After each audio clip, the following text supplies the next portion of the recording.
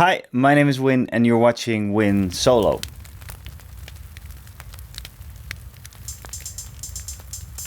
Today we are playing Ex Novo, a solo and cooperative map drawing game from Martin Nerukar and Konstantinos Demopoulos. Hey there, solo adventurers. The time is finally here, the very first episode of Win Solo. As I mentioned in the community post, I already recorded this session, but found out that I used the internal microphone of the camera, which is not very pleasant to listen to for more than, 15 minutes, because these sessions are quite long.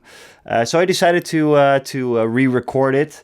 And, well, that's actually not a bad thing, because I found out that there is a second edition of Ex Novo, which is this one, that we're going to play today. It is actually available for free if you own the first version. If not, then it's $10 on itch.io. The link will be in the description. So before we get into the game, I just wanted to give a little intro to what Win Solo is all about and how it started.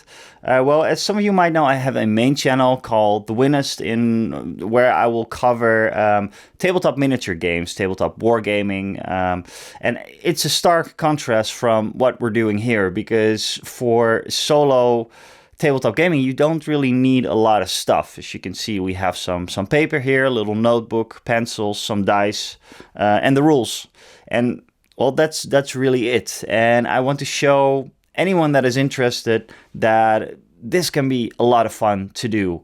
Apart from that, I grew up as an only child, so I learned how to entertain myself. And to this day, I really like my alone time. Back in the day, I used to draw and make up little stories and play video games like The Legend of Zelda on the SNES. And after that, Mass Effect, The Elder Scrolls, Dragon Age, things with really, really cool stories and more importantly, cool worlds to explore. And that is kind of what I want to do with this channel as well. I want to create worlds, but also adventure in established worlds, like the One Ring RPG, for example. I started getting into that a little bit. I'm going to try D&D solo. There's something like Shadow Dark, which is a great system that I want to try solo. Of course, we have Merkborg, which is really, really cool solo, I think. So that's all kinds of things that I want to try out. And those are established settings, right? And the great thing about Ex Novo is that if we do not have a established setting, we can create one. This game is great for creating cities that you can explore in and eventually maybe build an entire world, right? If we have multiple cities, we can combine them into a single map, which we can explore in other games like, for example, Iron Sworn or The Adventure. So let's get started with Ex Novo and see what it's all about. The first thing we're going to need is a sheet of paper like this one, a little bit bigger than A4 is recommended. We need 3 six-sided dice, preferably from different colors, but you don't have to. We can just roll 1 on 1. So like this is 466. It's really handy to have a little notebook nearby and of course something to write and draw with. Now it's also recommended that you have a couple of tokens. These are from my Wingspan set. Use whatever you have. You can use little pieces of paper if you really don't have anything else. Or glass beads or something like that should definitely work. So we'll flip open the booklet and go to the phases of play. We have the setup phase. You determine the age, the size, and the importance of the city that you build during play. You'll set aside an appropriate number of tokens and make your first marks on the map. Number 2 is the founding phase. You will establish the basics, such as the city's purpose or the terrain of the surrounding area. And at number 3, we'll have the development phase, where you play out the exciting history of your city and watch its map evolve. Now, depending on how big your city is and how old it is, I think mostly, this is the number of development phases or rounds that you will have. In the final phase, this is the topping out phase, you kind of bring everything together, tie up any loose ends, and call it a day for your city. That is the history. So before we get started with the setup phase, usually in the first edition you had a discussion phase where we're going to talk a little bit about our expectations of what we want from our city, and more importantly, what the setting is. Now, we can go from cyberpunk to a dystopian future to an alternate history or fantasy.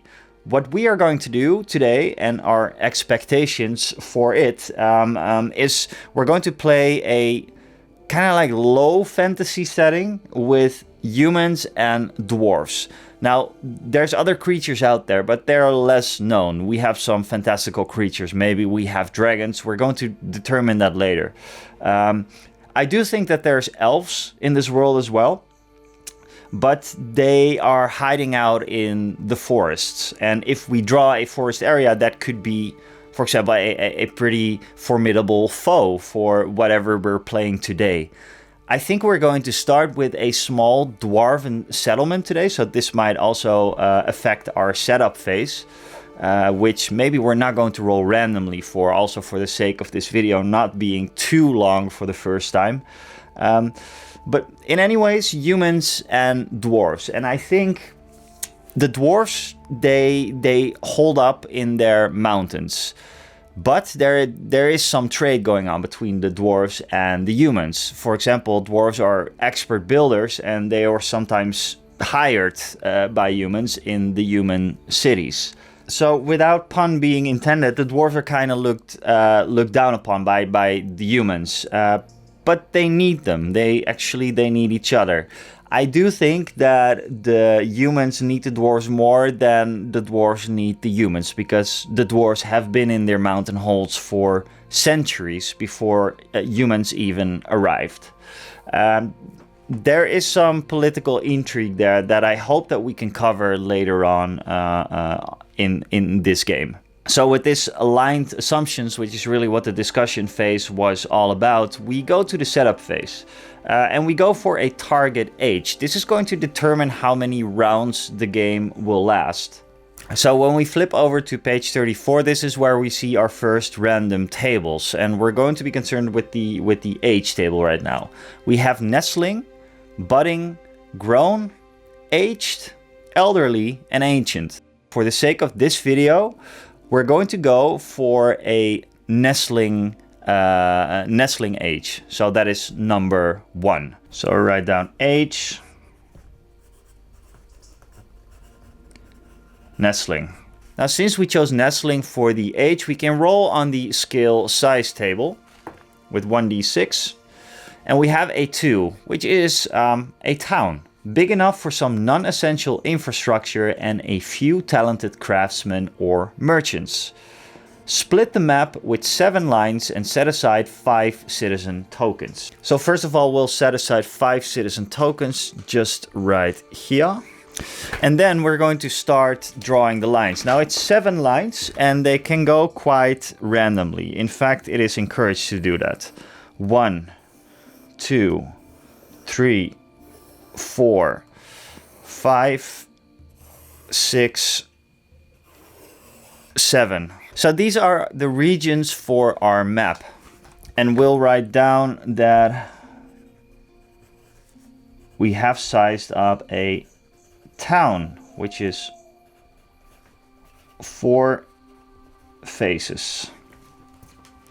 Now, next up is going to be the target importance. You have to decide how influential your city will be in the grand scheme of things. We'll flip over to page 34 again, and we'll have a skill for influence. So let's roll for influence. 1. Backwater, a settlement of little importance and relevant only to its direct neighbors. Set aside 6 power tokens. So we'll have 6 power tokens right here. And these power tokens, they represent the future influence of the city's factions. The more important the city, the more tokens you set aside. Together with the unused citizen tokens, these power tokens form the growth pool, the city's potential. Alright, that was the setup phase, and now it is time for the founding phase. In this phase, you determine the starting conditions of your settlement together. Each step has you consult a different table, which will lead you through the city's founding. So we go to 2.1, which is major geography. It's page 36.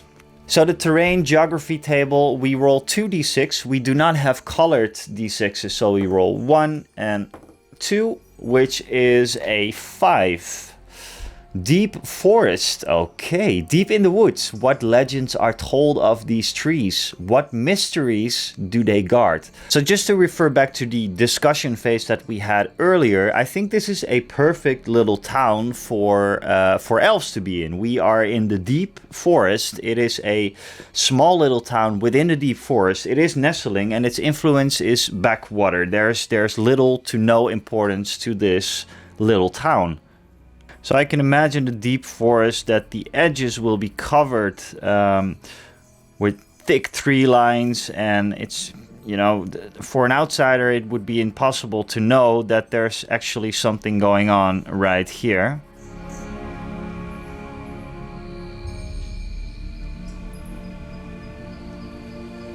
I just quickly wanted to mention that the music in this episode was brought to you by Soundtail. And Soundtail is an amazing tool that you can use to lay a music and sound effects bed under your tabletop RPG sessions.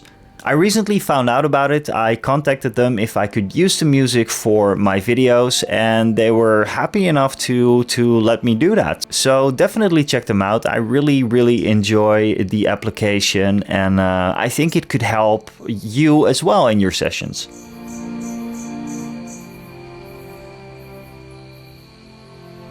So, ta-da, that is our deep forest. Moving on to 2.2, which are the terrain features. We have 4 of those, so we roll 4 random terrain features within the forest. This can be a river that's running through it or a lake. Let's just see what we have. Terrain features are a 2d6 as well, so let's roll 1, 2, which is 5. We have some hills. Let's roll another one, 1 and 2, which is a 6. Some woods, well, okay, we have those, I guess. Third one is a 5 again, some more hills. So we have 2 areas of hills, which can be okay, I think. And then we have a lake. So we have hills, a lake, and some woods. Well, woods, I think we're okay with the woods. So we're just going to draw out the hills and a lake. We can do this wherever we want. And when we go to the hills section here, it says one big hill or an area of rocky or rolling hills. What form these hills and what hides among the grasses and trees there?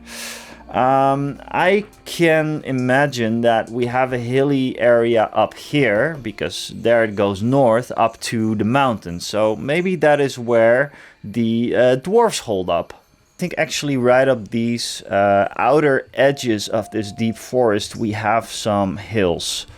Just going to erase some of those trees and then create some hills. Some hills right up here.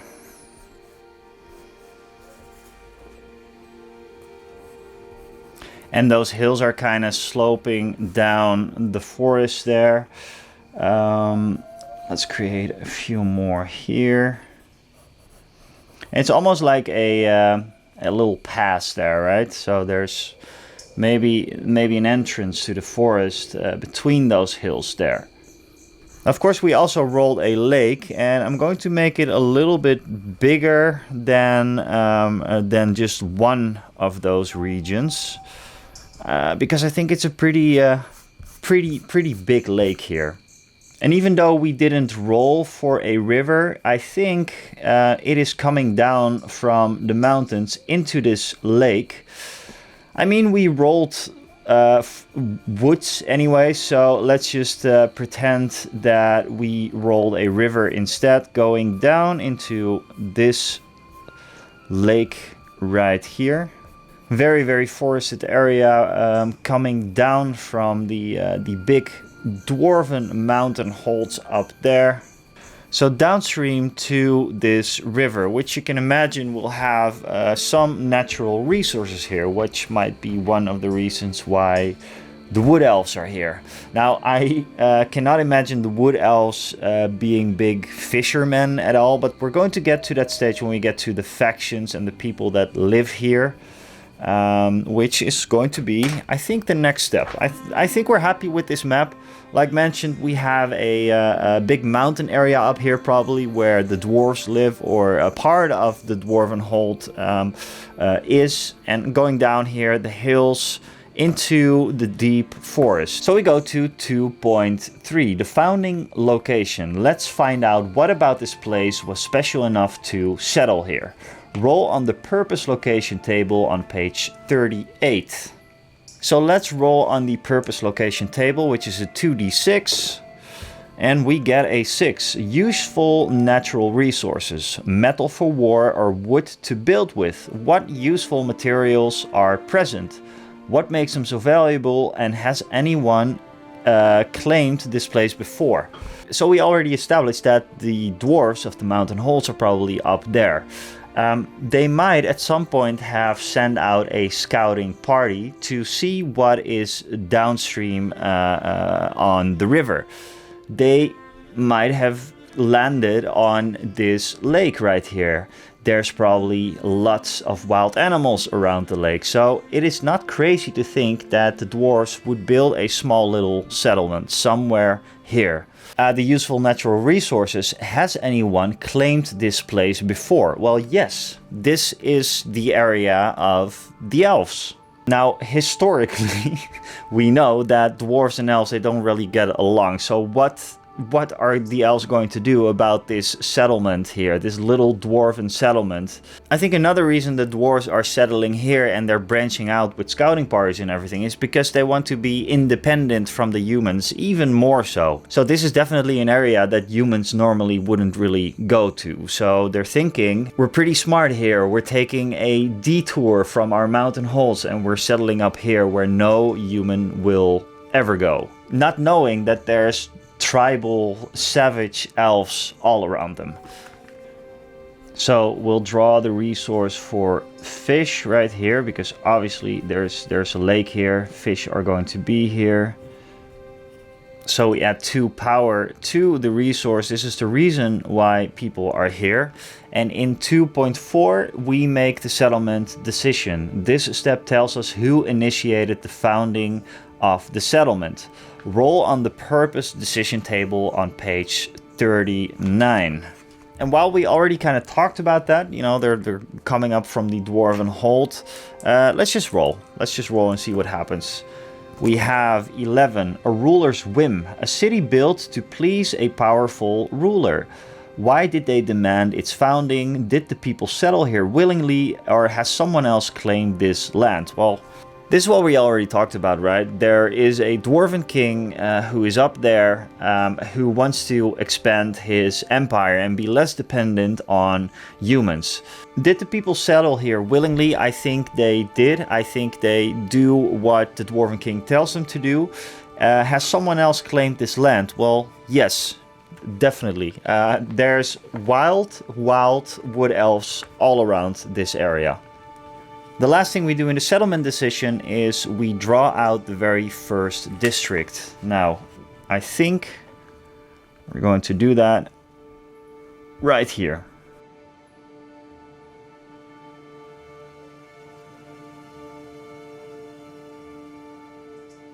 So the last thing we need to do is we move a citizen token to the district, and we'll draw up a little settlement here when we're done. First we're going to the leading power. Who is the leading power here? We can roll on the power paradigm table. Let's do that. It's a 2d6. And we get a 3.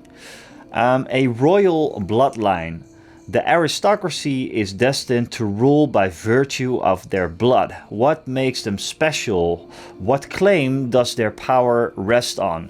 So the dwarven settlers from the mountains, we could say that they have a bloodline connection to the king. So this could be a brother. Let's say his brother has led the scouting party to this place and to make the settlement. So we need to create a faction card in which we're going to put some of the tokens. Let's just draw like a dwarven shield like this, with I don't know, like maybe this. This is the faction symbol. It's really, really simple. And that for the shield, representing like down the mountain or something. I think this is good. We're going to lay that out right here for now. And we move 2 power tokens to this faction. Forgot that we have to name them. Let's just call them the settlers. Okay. Next we have to roll for the secondary power. I think that I want the elves to come in by now. But let's just roll on the power relation table on page 41 to see what we can do with the outcome. So we roll a 2d6 on the power relation table and we get an 8. Rival power. There we go, there we have the elves. They consider themselves a rival in the arena of rulership. What is different about their ends or means? Well, the elves have been here for such a long time. It is quite obvious why this friction is going on between the 2 factions. So now we write up a faction card for the wood elves. And for this one we'll do, I don't know, something like this. And let's split it in half. And we got the wood elves, second faction. And then we move a power token to the wood elves. Now we also have to make our little landmarks for the 2 factions. Normally when you start a faction like this, you make a landmark. So we had to do that with the leading power, which are the settlers. So let's draw up a landmark within their own district and draw out their actual little settlement. Let's make something like, I don't know, a pillar like this. And we'll draw out a couple of houses along this river. And then we do the same for the wood elves. They also need a landmark. I think they will be over in this area. Now we might have to draw another landmark of a faction right here because it's in the district. It is the only place where people live. But consider everything around here wood elves area. I even think that I might be able to add another power token to the wood elves. But this is from the settlers' perspective. They don't really know that they're there. And I think as a cool landmark for the wood elves, we kind of build around the trees that are already there. But we make, I don't know, like connections, like bridges here. Maybe they have a little thing going on there. This is all connected to the woods. They don't chop down trees. This is their little landmark. A first sign that they are there. Maybe an interconnected web of walkways through the forest. This is one of the places that they hold up. Now the last thing we're going to have to do is name the city, and I've looked it up a little bit, and I think Dijk Dune is going to be the one. It roughly translate to fish settlement in Dwarvish, Tolkien Dwarvish. So that's what we're going to do. Let's make some space here to draw out a little banner and call this one Dijk Dune. Okay, so next up is the development phase. This is where the history of this city of Dijk Dune is going to be developed. We have 4 development phases, and before we continue, we have to write down our timeline. Yes, we have 4 development phases, and before we continue, we're going to, this is a new thing in the 2nd edition, we're going to make a couple of boxes with 4 development phases. 1, 2, 3, 4, beautiful. This is the history of Dijkdoon that we're going to record. So we start with 3.1. We roll a 3d6 to determine a random event from the events table. So we roll a 3d6. We do not have colored dice, so we're going to roll 1, 2, and 3, which is a 5, 3, 6. If the first number would be a 1, the event would be in the warfare category. We rolled a 5, so we go over to the 5. 536. An unofficial market is opened. A black market, street vendors, or backdoor bazaars. Why does commerce hide from the watchful eye of the authorities? And what is sold? Maybe there is a bond between the dwarves and the elves. What could that be? I'm thinking that the wood elves are quite good at medicine, herbs, and they're selling special goods to the dwarves, to a couple of dwarves right here. We're going to add a landmark right here. What we're going to make is just a very, very big tree. Let's say that this is the meeting place for the black market. The big ancient tree where dwarves and elves come together to barter, well, the dwarves maybe their stone, and the elves their potions, their herbs. In secret, of course, because I don't think the Dwarven King will be very happy about this. Now we go to the natural growth in the development phase, and I think we're going to move a citizen token right here. And definitely a power token to the wood elves, because the dwarves are now aware of them and they know they're here. So there is first contact between the wood elves and the dwarves. And because of that first contact, there is now a little bit of a schemy black market going on right here. Now with the natural growth, I also like to add some houses in this little district right here. Because one token was added to this place. And then we move on to the second development phase and we do the same. We get a 3, 2, 1, which means that we are going to look for events. It is not warfare because we started with a 3. It is not politics because that starts with a 2. No, we are going to economy. This could be interesting for whatever is going on the black market. We have a 3, 2, and a 1. 3, 2, 1, hype. I'm not making this up. It says hype. There's this one thing everybody suddenly needs. What is it? What are people crazy over? It says do nothing though, so nothing really happens, but I might adjust that a little bit.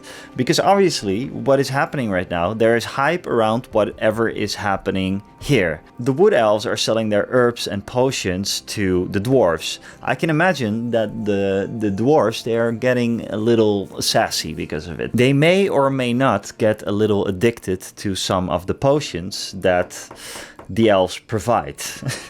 And maybe this means that the dwarven, stubborn as always, they get a little hippie. They get a little nature loving. So let's record the second block of history, which I'm going to name, I don't know, the softening of dwarves. Which I do imagine though is that this will grow even more. And the settlement, it's becoming its own cultural thing. They're different from the dwarves up there in the mountains now.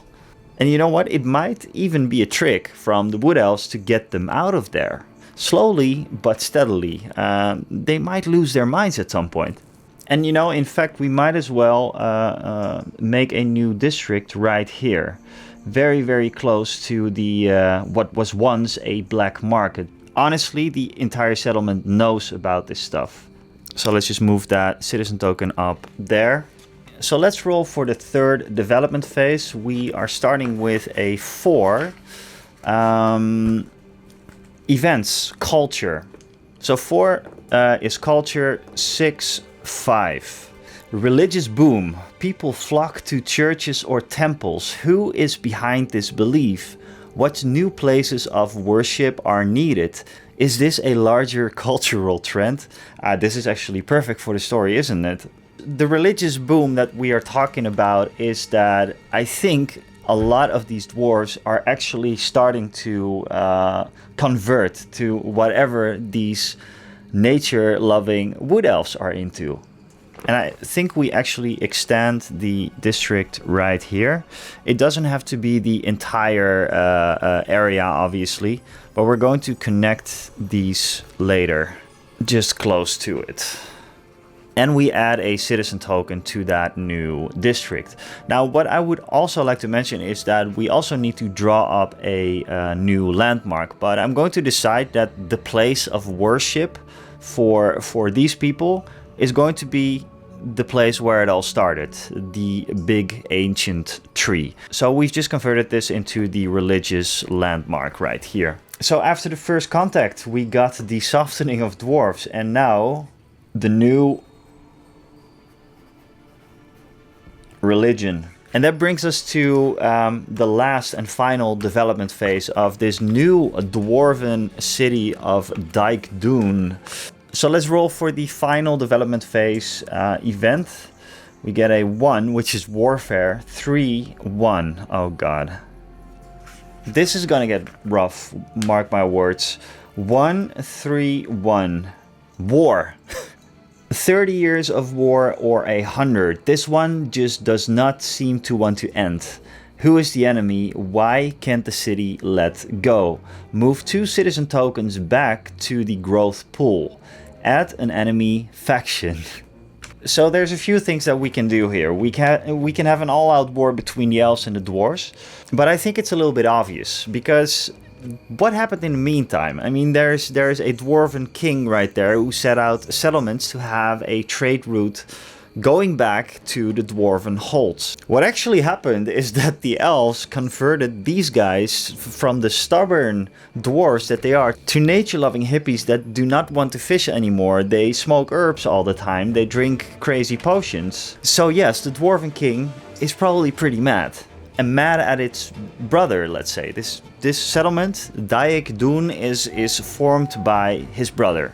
And we kind of forgot about these resources, but the dwarves are now into the whole spiritual, religious thing that the wood elves have. So these will be transferred over to the power pool of the wood elves. They control these settlers. And now, of course, we also write up a new faction card, which is the Dwarven King of the Mountain Holds. Let's do another Dwarven Shield. The Sigil of the Mountain King. We add some more power to the Mountain Holds, and this one might actually go away, which could make for an all-out war between all of these factions, with the Wood Elves and the Settlers being almost like one faction at this point. And that brings us to the topping out phase, and this is the phase where we're going to do the last couple of things that's happening within the city of Dijkdoen. We could draw up another district, because in this all-out war, I imagine that the Dwarven King would build a watchtower or a hold right here on the borders of this area. And then we move the last remaining citizen token to this district, noting that the mountain holds of the dwarves are now very, very close to whatever is happening here. Now this kind of calls for a couple more development phases to see what is happening. And I think we're going to do that because it's interesting enough. This city of Dijkdoen is interesting enough to have a couple more historic events to see what is happening. I think for now we are good. It is long enough as it is, and I thought it was a very cool one. As mentioned, I did a session that I recorded but wasn't good enough, so I re-recorded it. But in that session, I already had an established city, and it's going to live within this same world. I will add it at some point. For now, this has been the very first episode of Win Solo. I hope you enjoyed it. Let me know in the comments below what you want to see different, or you have any suggestions, or maybe some suggestions on this story. Let me know, and I will see you guys when I'm playing Ex Novo again. I will see you guys later.